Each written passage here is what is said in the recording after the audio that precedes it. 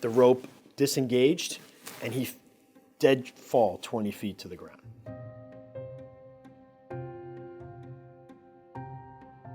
My name is Fred Aranki. I'm a partner with the firm. This is a case I handled alongside my partner, Daniel O'Toole.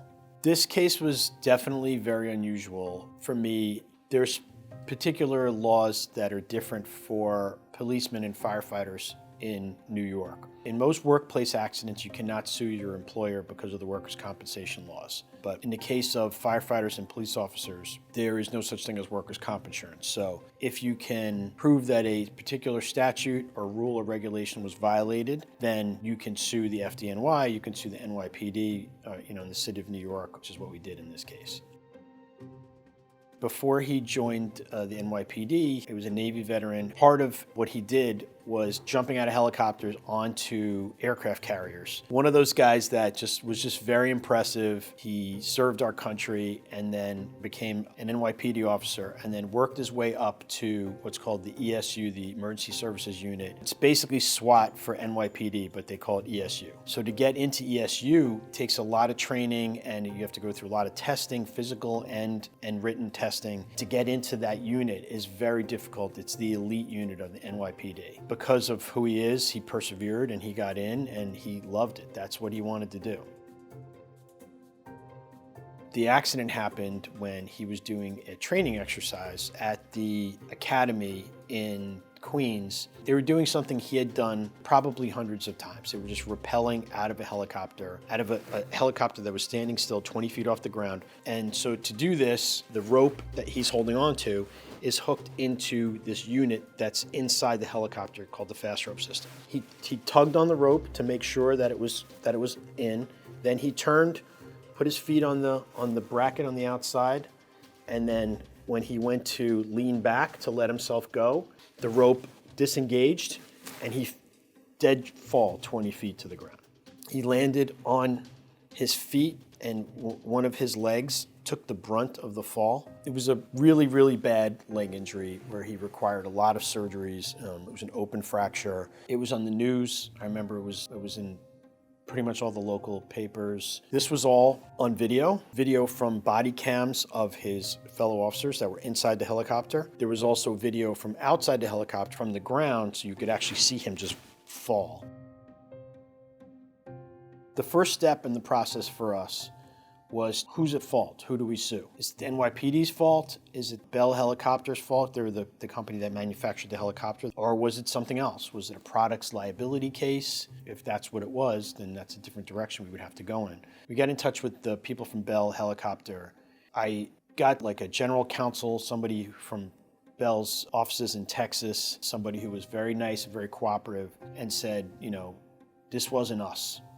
And I said, okay, prove to me that it wasn't. They sent me whatever records they had. They also sent me photographs showing the helicopter before they turned it over to the NYPD. And we also had pictures of the helicopter and video of it after NYPD had it. The fast rope system has different ways to disengage the rope. There's a lever that goes up and down, right? So if you pull the lever down, the rope disengages. So if you don't want it to disengage, you want that lever all the way up in the up position. Inside the helicopter is something called a cockpit light or a map light. It's literally like a light that's like this big and it sits on the top of the helicopter and the pilot of the helicopter can flick it on if he or she needs to read something or just needs light in the cockpit. The cockpit light was moved at some point. When it was moved, it sat in a location such that the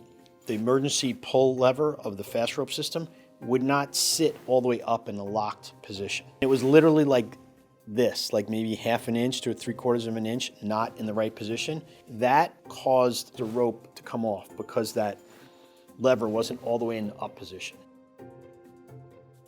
So then we had to figure out who put that cockpit light in that spot because that's what caused the problem. The NYPD, anytime on a helicopter, anytime something has to be repaired or serviced or maintained, anything having to do with their helicopters, there should be like a work order and there should be something in writing that something was done. Something is so simple as a light being moved from here to here, it was never papered. There was no documentation as to who moved the light. The Bell helicopter attorney was able to show me the helicopter inside and out, what it looked like right before the NYPD took possession of it, and that cockpit light was in the place that it was supposed to be. The implication being that somebody from the NYPD moved it. It's definitely like an evidentiary leap to make, but what helped was when I took the deposition of the person from the NYPD, when I put everything in front of him, the pictures, the documentation, everything that I got from Bell and everything we got from the city, he basically admitted, yeah, we moved it. Then to put pressure on the NYPD, we made a motion for summary judgment, basically saying that based on the statute that was allowed to sue, it was their negligence. They violated the regulation by not providing a safe work site for him. We were able to really sew up the case on liability, and that really, then it just became a matter of, what the number was going to be to get the case resolved. That was a really big blow to him. The people that are in ESU are the people that fight to get there. For example, like in the litigation world, there are lawyers that are going to court and they're fighting in court every day and they're doing trials and taking verdicts. That's how I think of the ESU guys. They're like the trial lawyers of the NYPD. They're the first ones through the door. They want to be right on the front lines. After his leg healed as well as it could have to allow him to get back into work, he was relegated to a desk job. It hurt him to not be able to be in ESU the way he wanted to be in. It was very hurtful to him from a pain and suffering standpoint, not just from the leg, but from what's called loss of enjoyment of life. And so he ended up putting in for early retirement because he said, he's like, I can't do this anymore. I can't just sit here. We were still able to prove a significant amount of economic damages because he wasn't able to work the same amount of hours. He wasn't able to do any overtime. His pension was affected by it because he wasn't doing the same amount of hours and getting the same amount of pay, and that affects your pension going forward. So we had an economic expert calculate all that for us based on all the documentation we got, and it led to us being able to put a significant economic claim out there. So we settled the case for $7.5 million. Money doesn't solve anything. It's at least a situation where we're able to get some kind of justice for him, and that's one area of his life he's not gonna have to worry about. It was definitely one where we really had to think outside the box as far as like figuring out how this accident happened and knowing who to ask and what questions to ask to get the information we needed to prove the case against the city. Getting good deposition testimony was really key on this case too, but having everything we needed before taking that deposition was important. If I took that deposition blind, I wouldn't have had the ammunition to get the testimony that I got.